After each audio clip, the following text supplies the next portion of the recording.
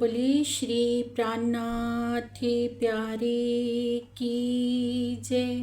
बोलिए श्री सतगुरु जी महाराज की जय। वंदना लेते हैं सुंदर सा जी। पिया जी का आवाहन करते हैं। प्रथम लागो दो चरण को, दनिये न छुड़ायो किन, लांक तली लालेडियाँ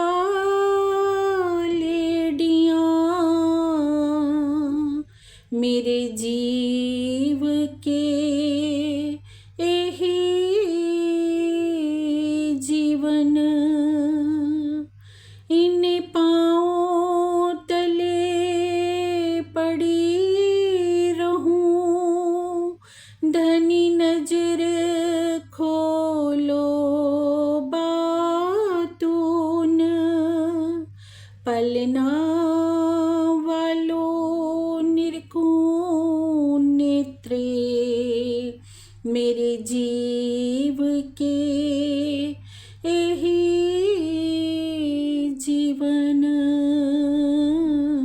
मेरे जीव के एही जीवन। चर्चा प्रारंभ होते है, सुनो साथी चित दे, भजो राज श्यामा श्री प्राणनाथ, सखी जीवन हमारो ये। श्री महामती कहे सुनो साथी जी, भैया चर्चा का बखत, अब तुम सुनियो चित दे, लाल आगे आए बैठे इन तखत, लाल आगे आए बैठे इन तखत। बोलिए श्री प्राणनाथ प्यारे की जय। बोलिए श्री सतगुरु जी महाराज की जय। प्रेम प्रणाम जी सुंदर सा जी। प्राणाधार सुंदर सा जी। अब तक की श्री बीतक चर्चा में हमने सुना दिल्ली का प्रसंग, कैसे दिल्ली में श्री जी के द्वारा 22 प्रश्नों की पाती तैयार करवाई जाती है औरंगजेब बादशाह तक संदेश पहुंचाने के लिए। कैसे श्री जी जब शाहजहाँपुर बोड़िया में होते हैं तब वहाँ पर मिर्गी की बीमारी फैल जाती है, जिनकी चपेट में गरीब दास जी जो हमारे सुंदर साथ होते हैं वो आ गए होते हैं, और धनी जी की अपार मेहर की छाँव के तले कैसे उनके सर पर आई हुई मौत टल जाती है।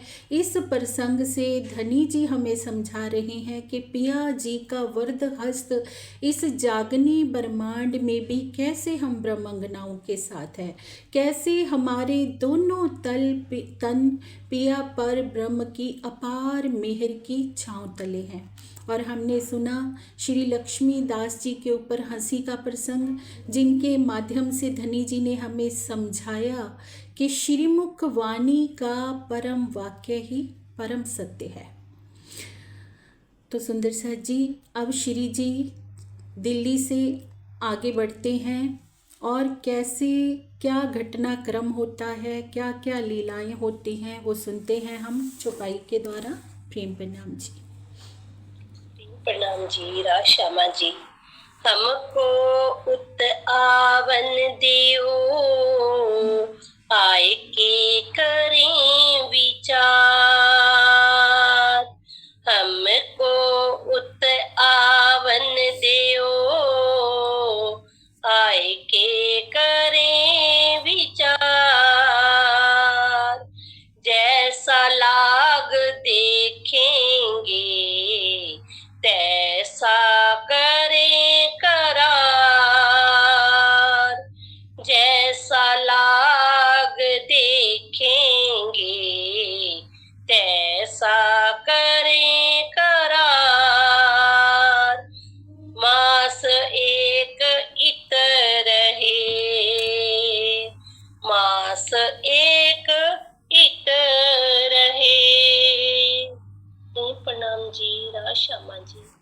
केन प्रणाम जी। प्राण प्रीतम अक्षरातीत श्री लालदास जी के धाम हृदय में विराजमान होकर दिल्ली से आगे के बीतक का वर्णन करवा रहे हैं कि कैसे श्री जी जब 1 माह तक शाहजहांपुर बोड़िए में सब सुंदर साथ के सहित होते हैं।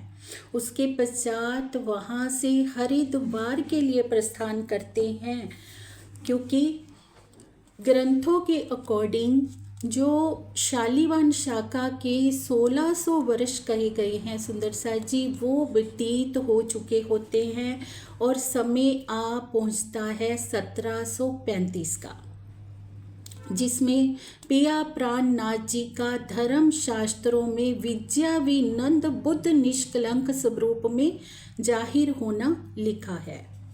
और हरिद्वार में 12 वर्षों के पश्चात कुंभ का मेला लगने जा रहा है। इस कुंभ के मेले में पहुंचते हैं प्राण प्रीतम अक्षरातीत, और कैसे सभी संप्रदायों के जो आचार्य जन होते हैं उनके साथ धनी जी का शास्त्रार्थ होता है। अब 12 वर्ष के पश्चात जो कुंभ का मेला लगने जा रहा है सुंदर साथ जी, उसके पीछे में एक पौराणिक कथा है कि देवताओं ने और असुरों ने इस क्षीर सागर को मथा, और क्षीर सागर को मथने के लिए कहावत जो जाहिरी में कही जाती है उसमें कहा जाता है मंदराचल पर्वत को लिया गया, बासुकी नाग की रस्सी बनाई गई और क्षीर सागर को मथा गया। जब क्षीर सागर को मथा गया तो 14 रत्न उनमें से निकलते हैं, जिनमें से 14वां रत्न जो होता है वो अमृत का कलश होता है। उस कलश को पाने के लिए वो कलश देवताओं के हाथ आता है, और देवताओं के पीछे असुर भागते हैं उस कलश को पाने के लिए। और ऐसा माना जाता है कि जो भी हमारे तीर्थ स्थान है, जैसे हरिद्वार है, उज्जैन है, प्रयाग है, नासिक है, वहाँ पर अमृत की कुछ बूंदें झलक गई थी, और उसी अमृत का पान करने के लिए आज भी संसार वहाँ पर जाता है। ऐसी मान्यता है कि उन नदियों में अमृत की बूंदें झलकी थी, जिसका पान करने से संसार सोचता है कि हम जन्म मरण के चक्कर से मुक्त हो जाएंगे, हमारे पाप नष्ट हो जाएंगे। पर अगर हम बातूनी में इसका आशय समझे सुंदर सा जी, कि बातूनी में आशय क्या है। अब ये जो सारा संसार है, ये क्षीर सागर जो है, इसको जब हम मथते हैं धनी जी की जागृत बुद्धि के द्वारा, तो हम पाते हैं इस संसार में बहुत से रत्न हैं। 14 रत्न हैं, जिनमें से एक रत्न हमें जो प्राप्त हुआ है वो है पिया प्राणनाथ जी के ज्ञान की रसधारा, जो अमृत है, जिस रस धारा का पान करने से हमारा जन्म मरण का ये चक्कर खत्म हो सकता है। तो ये ज्ञान रस धारा का पान करने के लिए, इस ज्ञान की रस धारा को हर कोई पाना चाहता है, देवता भी पाना चाहता है, असुर भी पाना चाहता है, पर ये किसके हृदय में उतरेगी। ये जो अमृत रूपी कलश है, श्रीमुख वाणी रूपी कलश है, ये किनके हृदय में उतरेगा। जो सात्विक गुणों वाला होगा। जो सात्विक गुणों वाला होगा वही तो देवता है। तो जो सात्विक गुणों वाले प्राणी हैं वो इस रस धारा का पान करेंगे, और जो देव असुर हैं जिनके अंदर तामसिक वृत्ति है, तामसिक वृत्ति वाले जो प्राणी हैं, जिनके अंदर काम क्रोध मद लोभ अहंकार आदि अवगुण भरे हुए हैं, तो वो कैसे इस अमृत की रस धारा का पान कर सकते हैं। पाना हर कोई व्यक्ति चाहता है, कौन नहीं अपना अहित चाहेगा। हर कोई चाहता है कि हमें उस परम सत्य का ज्ञान हो जाए, हमारे हाथ में भी अमृत का कलश आ जाए, पर प्राप्त कौन करेगा। जो सतोगुणी होगा। ऐसे ही जब देवता अमृत कलश को लेकर भागते हैं तो असुर उनका पीछा करते हैं। तो ऐसी मान्यता है कि भगवान विष्णु जी के द्वारा मोहिनी रूप धारण किया जाता है और उस अमृत कलश के दो मुख होते हैं।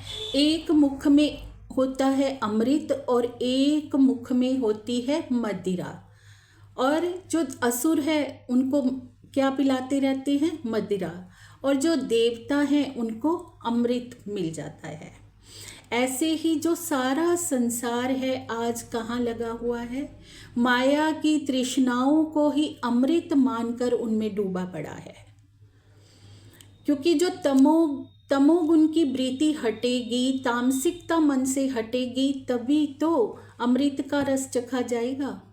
जब तक तामसिकता हृदय में रहेगी तब तक अमृत का पान कैसे करेंगे? तो वो तमोगुण वाले असुर अमृत किसको मान रहे हैं? जो मदिरा उनको मिल रही है माया रूपी, उसी को अमृत मानकर पी रहे हैं। लेकिन जो ब्रह्म सृष्टि रूपी देवता हैं, जो ब्रह्म सृष्टियां हैं, अमृत किनके हाथ लगेगा? जो सतोगुण वाले हैं। ऐसे ही ये घटना अगर हम ब्रह्म सृष्टियाँ अपने ऊपर घटित करें तो सुंदर साजी, इस क्षीर सागर को जब परम धाम की आत्माओं ने मथा तो हमारे हाथ में भी पिया प्राणनाथ जी की श्रीमुख वाणी रूपी 14 निधियां हमारे हाथ में लगी, 14 रत्न हमारे हाथ में लगे। वो क्या हैं? श्रीमुखवाणी के 14 अंग। ब्रह्म सृष्टि के लिए इससे अनमोल रत्न और क्या हो सकता है? हमारे हाथ में वो 14 रत्न लगे जिनका पान करके परम धाम की आत्माएं इस भव से पार हो जाएंगी। तो अब श्री जी उसी हरिद्वार के कुंभ के मेले में पहुंचते हैं। यहाँ पर काफ़ी सुंदर साथ श्री जी के साथ पधारते हैं और जो 4 वर्णों के आचार्यजन होते हैं, 4 आश्रमों के अनुयायी होते हैं, वो सभी यहाँ पर एकत्रित होते हैं। 4 वर्ण, ब्राह्मण, क्षत्रिय, वैश्य और शूद्र, चारों आश्रम ब्रह्मचार्य, गृहस्थ, वानप्रस्थ और संन्यास, इन चारों आश्रमों के अनुयायी वहाँ पर एकत्रित होते हैं। उन्होंने श्री जी को जब अपनी सी अलग वेशभूषा में देखा तो उनके मन में संशय पैदा हो जाता है, क्योंकि उस समय में सुंदर सा जी औरंगजेब का बहुत ही अत्याचार था। औरंगजेब के डर से हर कोई सहम जाता था कि ये अलग ही वेशभूषा वाले महात्मा जी कौन हैं, क्योंकि श्री जी ने जो वेशभूषा धारण की हुई थी वो सभी जो मत पंथ के आचार्य थे उन सब से अलग थी।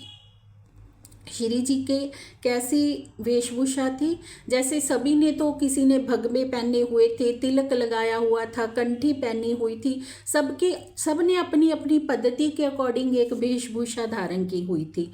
और श्री जी की जो वेशभूषा थी वो सबसे अलग थी और उनको लगा कि ऐसा प्रतीत होता है कि इनका कोई नया ही पंथ है। इनके बारे में तो हमने कभी सुना ही नहीं, ना कभी देखा है। तो श्री जी से वे कहते हैं कि कृपा करके आप अपना परिचय दीजिए। हमें ऐसा लगता है कि आप जो सनातन धर्म में प्रचलित संप्रदाय हैं ना, आप उन संप्रदायों में से नहीं हो, ऐसा हमें लग रहा है। तो ये बात तो अब भी हमें फेस करनी पड़ती है सुंदर सा जी। जो कोई भी हमारे संप्रदाय के विषय में नहीं जानता, अभी तक तो फिर भी श्रीमुखवाणी का इतना प्रचार प्रसार हो चुका है, लेकिन उस समय में तो अभी श्री जी निकले हैं वाणी का प्रचार करने के लिए, तो कोई जानता कैसे होगा। आज भी बहुत जगह ऐसा सुनने को मिल जाता है कि कोई कहते हुए कि आपके संप्रदाय के विषय में तो हमने पहली बार ही सुना है कि कोई निजानंद संप्रदाय भी है, हम तो जानते ही नहीं। तो सुंदर सा जी, कहीं ना कहीं ये बात हमारे लिए बहुत लज्जा का विषय है, क्योंकि सबसे ऊंचा ज्ञान होते हुए भी हम इस ज्ञान को फैला नहीं पा रहे हैं। सबसे ऊंची निधि हमारे पास होते हुए भी, अमृत का कलश हमारे पास होते हुए भी आज संसार कहाँ कहाँ भटक रहा है। उस अमृत की खोज में हम संसार को बता नहीं पा रहे हैं कि वास्तविक अमृत क्या है। तो कहीं ना कहीं ये हमारे लिए बहुत ही सोच विचारणीय विषय है सुंदर सा जी, कि हम कहाँ ठहरते हैं अपनी श्रीमुख वाणी का फैलाव करने में। अब प्रिया प्राणनाथ जी कहते हैं कि हे आचार्य जन, जो आपके मत पंथ हैं वो बहुत ही प्राचीन काल से चले आ रहे हैं। आप कृपा करके अपने विषय में हमें बताइए। आप एक एक करके अपने संप्रदाय के विषय में, उनके सिद्धांतों के विषय में हमें बताने का कष्ट करिए, और अपने मन में किसी भी प्रकार का क्रोध ना करिए, अहंकार ना करिए, और अपने कथनों की पुष्टि आप वेदांती धर्म ग्रंथों की साक्षी देकर बताइए और हमें संतुष्ट कीजिए। वेदांती अर्थात वेदों के अनुकूल। तो आपका जो सिद्धांत है उसे आप हमें बताने का कष्ट कीजिए, क्योंकि हमारे मन में जो भी संशय है उसे आप मिटा दीजिए और हम आपके सिद्धांत को ग्रहण कर पाएँ, ऐसा आप हमें ज्ञान दीजिए। अब श्री जी जब बात बता रहे हैं सुंदर साथ जी, तो क्या कह रहे हैं कि अपने मन के अहंकार को छोड़कर, क्रोध को छोड़कर बताने का प्रयास करें। क्योंकि किसी भी शुभ कार्य के लिए हम जाते हैं, चाहे हम किसी की सुन रहे हैं, चाहे हम किसी को बता रहे हैं, अहंकार और क्रोध दोनों ही हमारे रास्ते में बहुत बड़ी बाधा है। भले ही हमारे पास कितना भी ऊंचा ज्ञान हो, सबसे पहली बात तो धनी जी का निर्देशन, श्री जी साहिब जी का निर्देशन क्या है कि हमारे मन में किसी भी प्रकार का अहंकार ना हो। ये बात ना हो कि हमारा संप्रदाय सबसे ऊंचा और दूसरों का छोटा। ये अहंकार को तजने की यहाँ बात आ रही है। दूसरा है क्रोध। किसी भी संप्रदाय को जब तक हमारे विषय में पता ही नहीं है कि हमारा संप्रदाय क्या है, कैसा है, क्या धनी जी की लीला है, तो वो तो अभी अनजान है ही। तो अनजाने में हो सकता है वो हमें कोई 2-4 शब्द भी कह दें, पर हमें धैर्य बनाकर रखना होगा, क्रोध नहीं करना होगा। धनी जी हमें इस मार्ग पर चलते हुए बता रहे हैं, सुंदर सा जी हमारी अगवानी कर रहे हैं कि कैसे, देखिए श्री जी का सभी संप्रदायों के साथ शास्त्रार्थ होता है पर मुख पर जरा भी शिकन नहीं आती। कैसे अपनी बात सभी संप्रदायों के आगे रखते हैं उनके ही धर्मशास्त्रों के द्वारा। बहुत ही प्यारी सी विचित्र सी ये लीला धनी जी हमें करके दिखा रहे हैं सुंदर सा जी। अब श्री जी के सन्मुख सबसे पहले रामानुज संप्रदाय के आचार्य जन आते हैं। अब वो कहते हैं कि हम अपने संप्रदाय की जो मान्यता है, शास्त्र है, वेद है, मत है, इष्ट है, उनके विषय में आपको बताते हैं और आप अपनी दृष्टि से देखें तो हमारा पंथ जो है इंद्रियातीत है। इंद्रियातीत अर्थात इंद्रियों से परे, जिसमें इंद्रियों को साधा जाता है। अब जो वैष्णव संप्रदाय हैं उनकी 4 शाखाएं हैं। 4 शाखाओं में से जो एक कही है रामानुज शाखा, एक निम्बार्क शाखा और एक माधवा शाखा और एक विष्णु श्याम शाखा।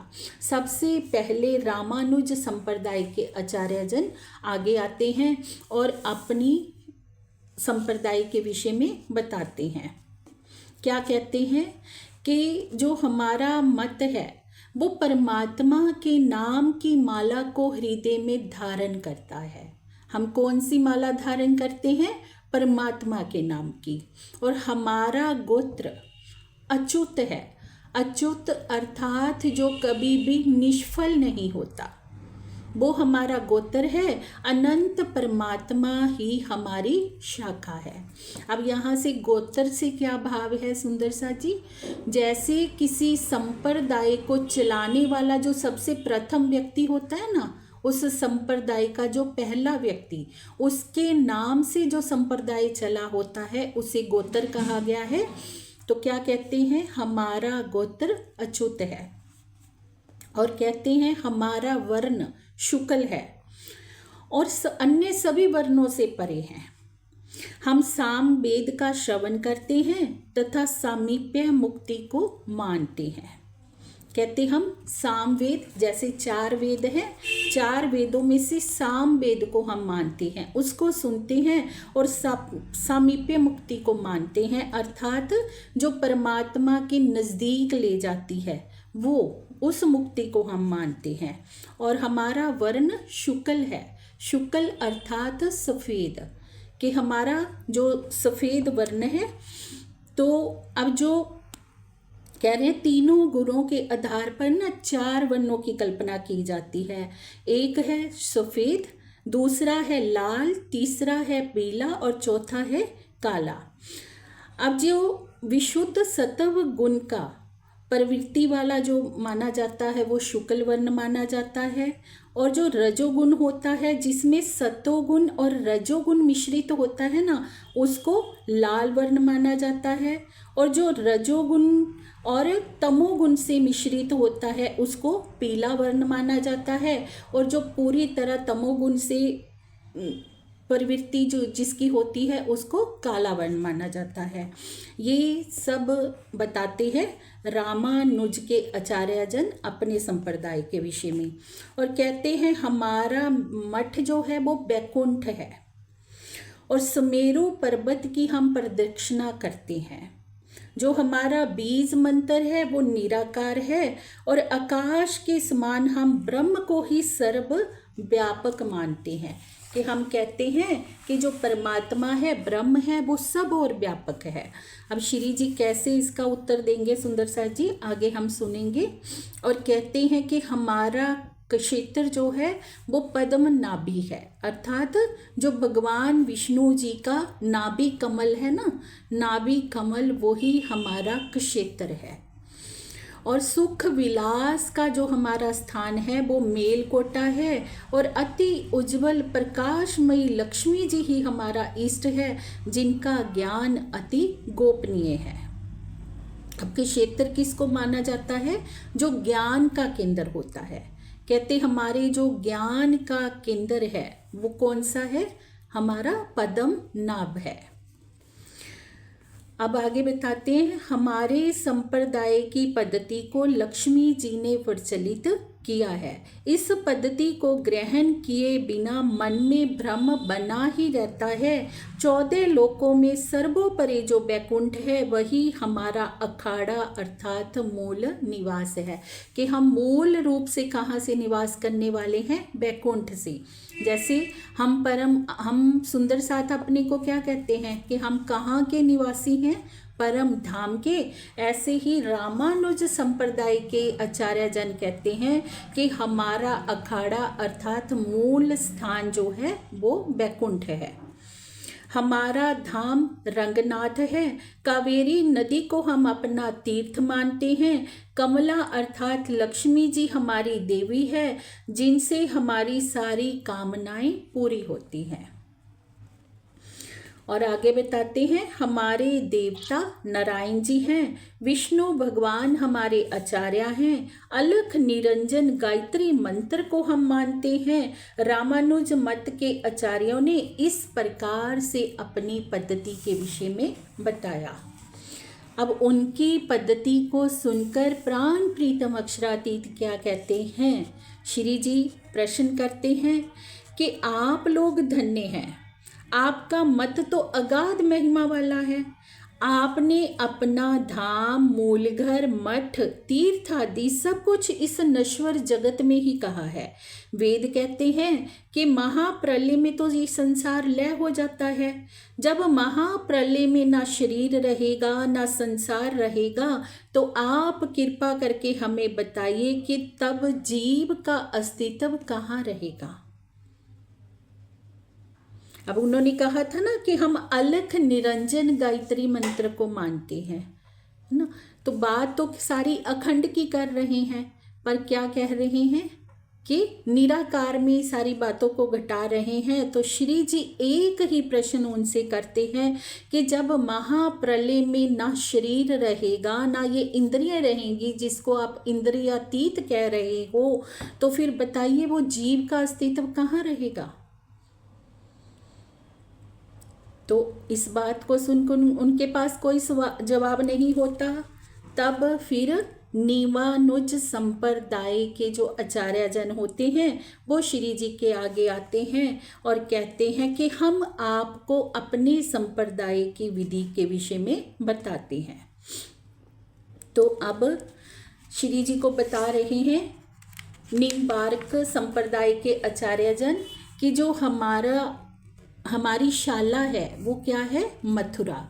मथुरा हमारी शाला है, गोकुल हमारा धर्म क्षेत्र है, सुख विलास का स्थान नित्य वृंदावन है, द्वारिका को हम अपना धाम मानते हैं।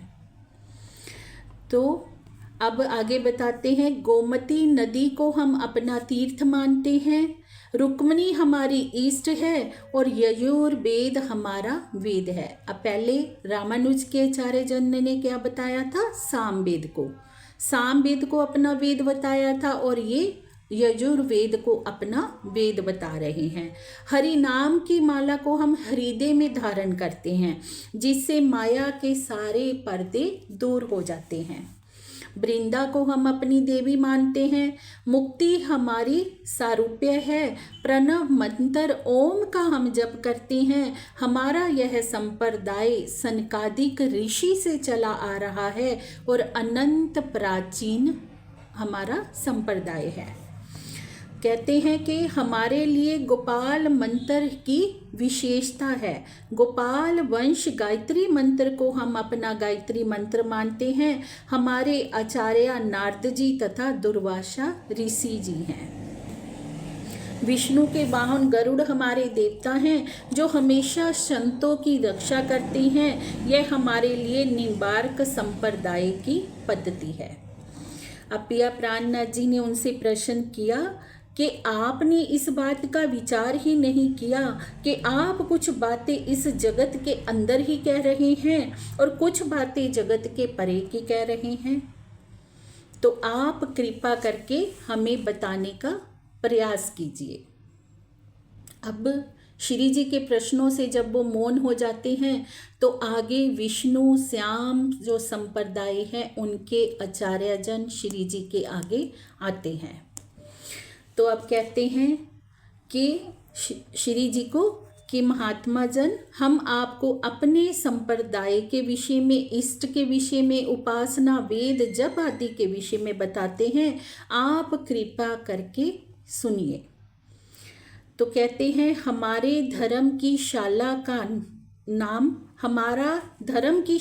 का नाम है विष्णु कांची।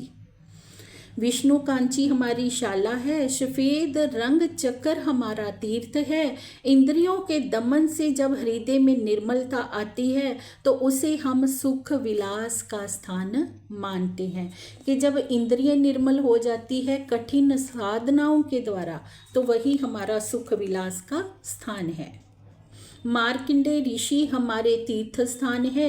पुरुषोत्तम अर्थात वैकुंठ हमारा धाम है। लक्ष्मी जी हमारी इष्ट हैं। भगवान जगन्नाथ की सेवा ही हमारी उपासना है। हमारा वेद अथर्व वेद है। भगवान विष्णु जी के नाम की हम माला जपते हैं। गोत्र हमारा अच्युत है तथा शाखा का नाम त्रिपुरारी है। हमारा वर्ण शुक्ल वर्ण है। हम तुलसी मंत्र का जप करते हैं और ऋषि जो हमारे हैं जल बिंब हैं तथा वामदेव ऋषि हमारे आचार्य हैं। तो हम गायत्री मंत्र जो ओम भूर्भुवस्सुः को मानते हैं। हमारे संप्रदाय का प्रारंभ महादेव अर्थात शंकर जी से होता है। हम साम्योजक मुक्ति को मानते हैं। यह हमारे विष्णु श्याम संप्रदाय की पद्धति है। अब श्री जी इनकी बातों से भी जब संतुष्ट नहीं होते हैं, श्री जी कहते हैं कि आचार्य जन, आप तो सत्य और झूठ को एक ही करके बता रहे हैं, तब माधव संप्रदाय के आचार्यजन आगे आते हैं।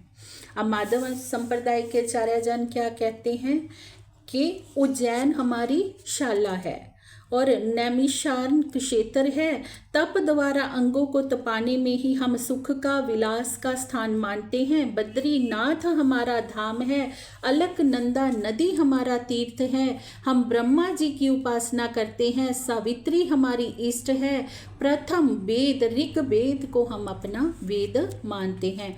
अब देखिए सुंदर साथ जी, ये चारों संप्रदायों ने अलग अलग वेद को पकड़ा हुआ है, चारों वेदों को पकड़ा हुआ है। किसी एक की विचारधारा दूसरे से नहीं मिल रही है। विष्णु भगवान के नाम रूपी माला को हम अपने हृदय में धारण करते हैं, विष्णु गायत्री का हम गायन करते हैं। भगवान विष्णु के द्वारा धारण किया हुआ हंस रूप हमारा मंत्र है, ब्रह्मा जी को हम आचार्य मानते हैं। हंस ऋषि हमारे देवता हैं। इस संप्रदाय का प्रकटन ब्रह्मा जी से हुआ है, अर्थात वैकुंठ को प्राप्त करना ही हमारी मुक्ति है। तब प्रिय प्राणनाथ जी इनसे प्रश्न करते हैं कि आपने तो सारी बातें इस नश्वर जगत की ही कही है।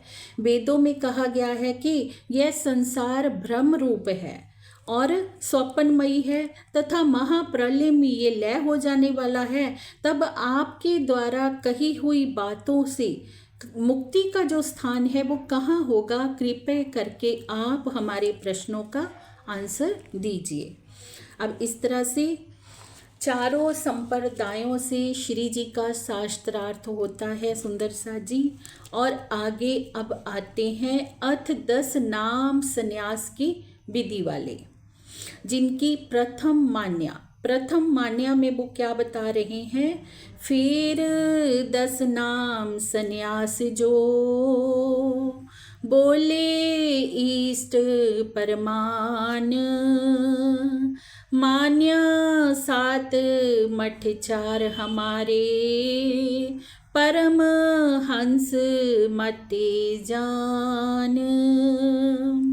अब 10 नाम संन्यास मत के अनुयायी कहते हैं कि हम आपको अपने इष्ट आदि प्रमाणों के सहित अपनी पद्धति के विषय में बताते हैं और हमारे मत को परम हंस मत के रूप में जानिए। हमारे मत में 7 मान्यताएं और 4 मठ है। क्या कह रहे हैं? हमारे मत को परम हंस मत के रूप में जानिए। अब नाम तो कहाँ का उच्चारण कर रहे हैं? परम हंस, जो परम धाम से आए हैं, लेकिन उस विषय में बोध कुछ भी नहीं है कि परम हंस कहा किसको है। अब कहते हैं पश्चिम दिशा में हमारा जो मठ है वो शारदा मठ है। इस प्रकार पहली मान्या पश्चिम दिशा की है। इसके अंतर्गत परम पवित्र द्वारकापुरी क्षेत्र है, सुदेचर देवता है। भद्रकाली हमारी देवी है और गंगा और गोमती को हम अपना तीर्थ मानते हैं। हमारे आचार्य अनुभूति स्वरूप आचार्य जी हैं, इनसे हमारी सारी कामनाओं की पूर्ति होती है। हमारे संप्रदाय का नाम है कीटबार संप्रदाय वाली प्रथम मान्या के आचार्यजन सामने आते हैं। फिर दूसरी मान्या के आचार्यजन से शास्त्रार्थ होता है। दूसरी मान्या पूर्व दिशा की है। इस मान्या में सन्यासी वन और अनन्य नाम से जाने जाते हैं। इस मान्या का मठ गोवर्धन मठ है तथा संप्रदाय का नाम भोगबार है। पहली कीटबार, दूसरी भोगबार। अब पुरुषोत्तम अर्थात जगन्नाथपुरी ही हमारा क्षेत्र है। भगवान जगन्नाथ जी हमारे देवता हैं और पद्माचार्य और उनके शिष्य भद्राचार्य हमारे आचार्य हैं। बिमला अर्थात लक्ष्मी जी हमारी देवी है। रोहिणी नदी और महासागर हमारे तीर्थ हैं। श्री प्राणनाथ जी ने पूर्व मान्या के आचार्यों से इस प्रकार की पद्धति को सुना।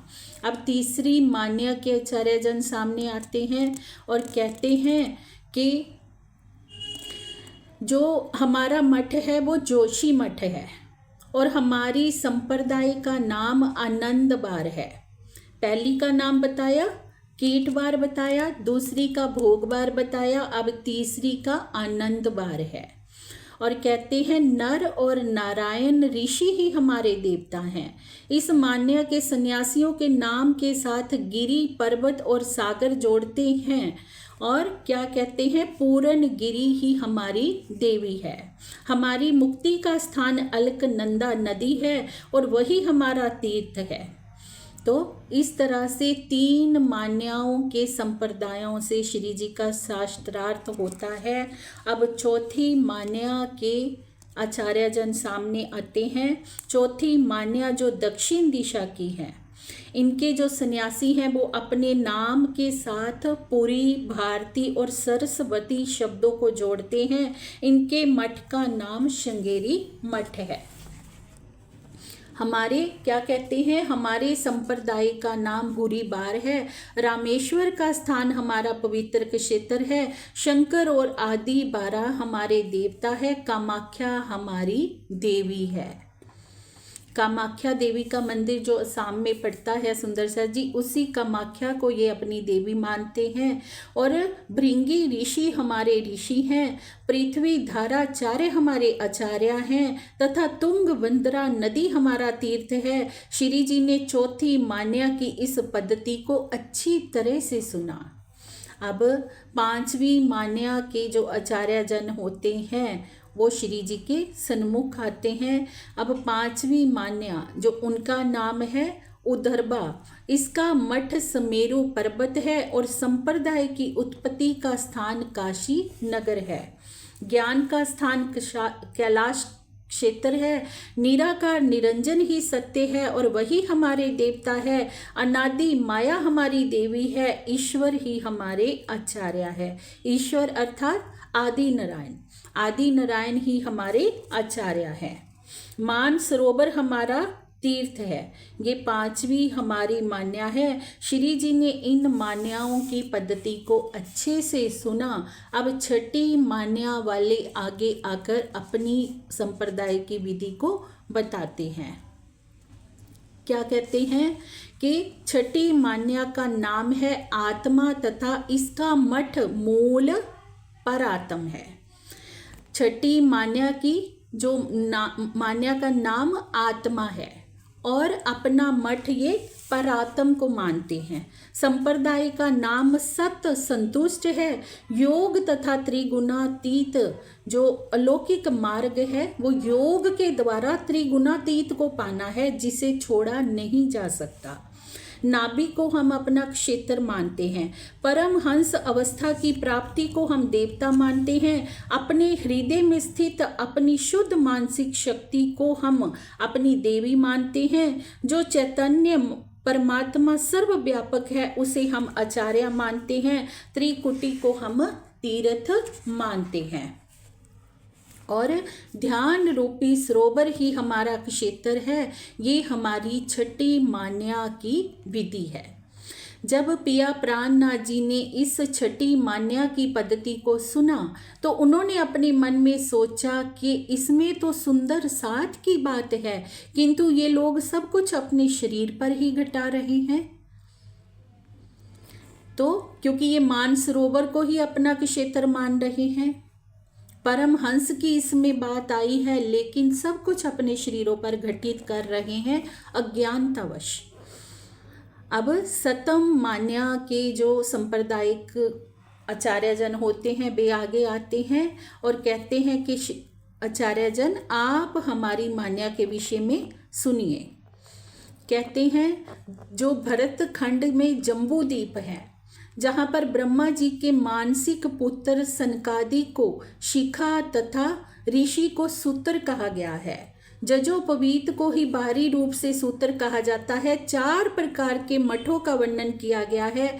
पश्चिम में शारदा मठ, पूर्व में गोवर्धन मठ, उत्तर में जोशी मठ और दक्षिण में श्रृंगेरी मठ।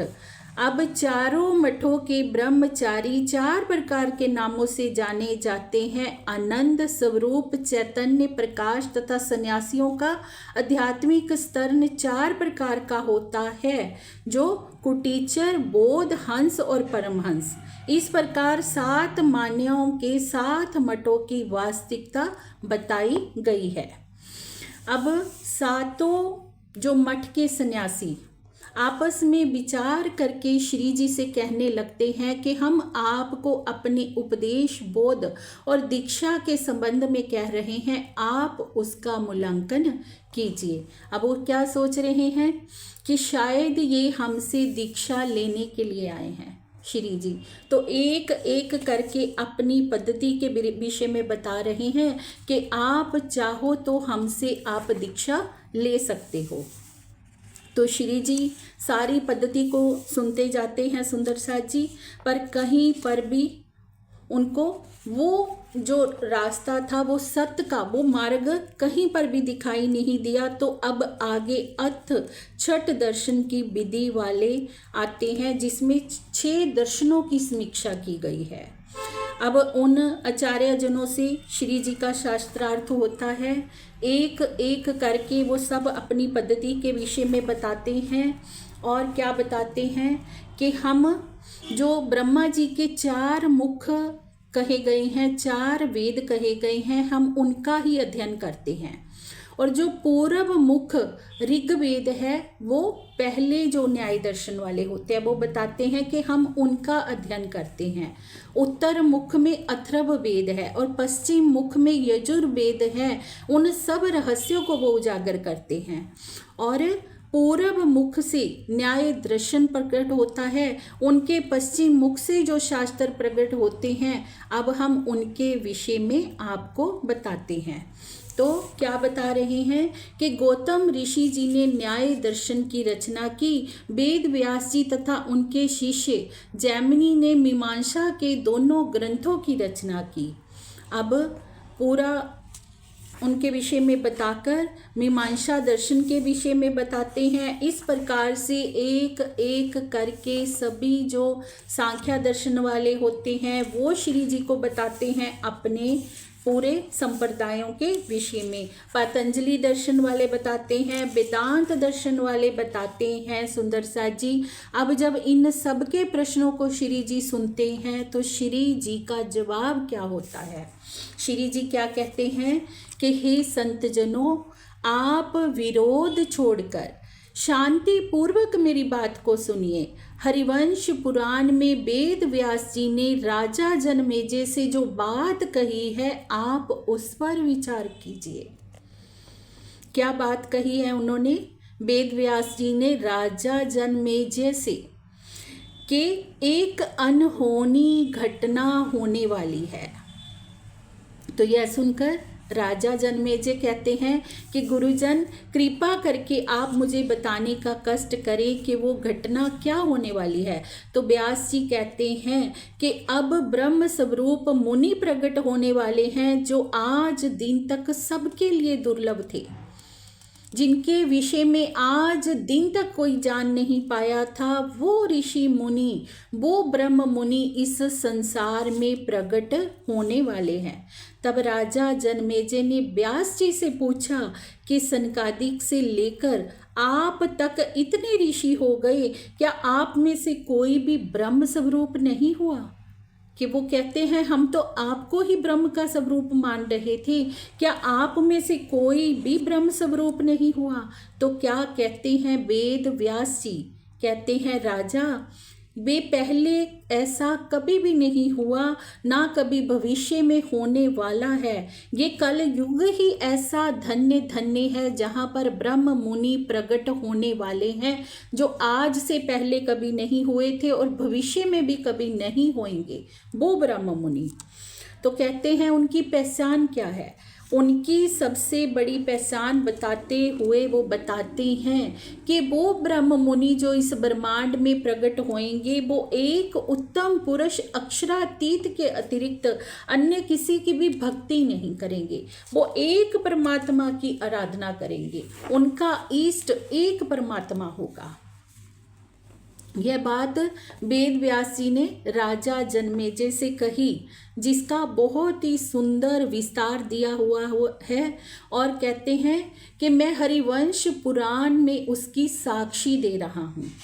तो ये संतजनों, आप उस पर विचार कीजिए कि हरिवंश पुराण के भविष्य पर्व में कहा गया है कि उत्तम पुरुष अक्षरातीत के ऊपर आस्था रखने वाले वो ब्रह्म मुनि कल युग में प्रकट होंगे जो आज दिन तक कभी भी संसार में प्रकट नहीं हुए थे। इस प्रकार वेदों और उपनिषदों में अनेकों प्रकार से ब्रह्म मुनियों की साक्षियाँ दी गई हैं। ये श्री जी ये बातें उन आचार्य जनों को बता रहे हैं सुंदर साथ जी, धर्म शास्त्रों के द्वारा। और इनके अतिरिक्त 18 पुराणों व भविष्य के ग्रंथों में ब्रह्म मुनियों के प्रकट होने की साक्षी दी गई है। और जो आचार्य परम धाम के इस अलौकिक ज्ञान का जिज्ञासु हो, वह सावधान चित्त होकर इस बात को ग्रहण करे, क्योंकि श्री जी कहते हैं कि मैं जो बताने जा रहा हूँ वो वेद और उपनिषदों की साक्षी के द्वारा बताने जा रहा हूँ। श्री जी कह रहे हैं कि जो भी बात मैं कहूँगा वो सब धर्म शास्त्रों की साक्षी देकर कहूँगा, अपने मन से कुछ भी नहीं कहूँगा, धर्म ग्रंथों की साक्षियों के द्वारा। तो अब सुंदर साची धनी जी ने ये लीला रची कि सभी धर्म ग्रंथों में साक्षियाँ लिखवाई गई। किस कारण से? ये इसी लीला के कारण से कि पिया प्राणनाथ जी जब दुनिया में जाहिर होंगे पूर्ण ब्रह्म परमात्मा के रूप में, कलगी अवतार के रूप में, तो सारे संसार को उनकी पहचान मिल सके अपने अपने धर्म शास्त्रों के द्वारा कि हमारे धर्म शास्त्र कह क्या रहे हैं। अब उन्हीं के माध्यम से श्री जी अपनी पहचान देते हुए, ब्रह्म मुनियों की पहचान देते हुए बता रहे हैं। अब कह रहे हैं कि आप लोगों ने अपने संप्रदाय की पद्धति तो बता दी और सभी ग्रंथों की आपने साक्षी भी दे दी, और जिस तरह से आपने अपने संप्रदाय की पद्धति बताई है ना, तो अब उसी तरह से मैं आपको अपने संप्रदाय की पद्धति बताऊंगा, जिसे आप बहुत ही प्रसन्न चित्त होकर सुनिए। तो सब ऋषि जन कहते हैं, सब आचार्य जन कहते हैं कि कृपया करके आप हमें बताइए कि आपके आराध्य कौन है, आप किनकी भक्ति करते हैं, आपका इष्ट कौन है, आपका गोत्र कौन है, क्या आपकी शाला है, क्या आपकी शिखा है, और किसका आप ध्यान करते हैं, कौन आपका देवता है। कृपा करके हमें इन सब रहस्यों को हमारे सामने उजागर कीजिए। अब पिया प्राणनाथ जी बताएंगे निजानंद संप्रदाय के विषय में कि हमारी पद्धति क्या है। सुंदर सा जी, ये विषय बहुत ही आनंदमयी होने वाला है जो हम कल सुनेंगे। प्रेम प्रणाम जी।